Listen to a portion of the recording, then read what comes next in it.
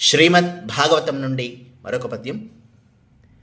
అమిత తపః ప్రభావు కరుణాత్ముని కీష్పతి జూచి రాజ్య దుర్దమ మదరేఖన్ ఇంద్రుడు వృధాతన గద్దియ లేవకుండే నెయ్యమున నిదుర్కొనన్ జనక ఆసనమీయక గౌరవోపచారములన్ ప్రసన్నుజేయక తిరంబుగ దివ్య సభాంతరంబునన్.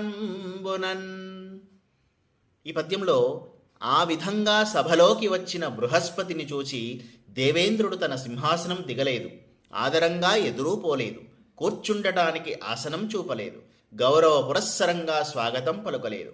త్రిలోక సామ్రాజ్య మదాంధుడై ఆ మహాతపస్వికి, ఆ దయామయునికి, ఆ దేవగురువుకు తగిన మర్యాద చేయలేదు. అలాగే కదలకుండా కూర్చున్నాడు అని పద్యభావం. ధన్యవాదములు.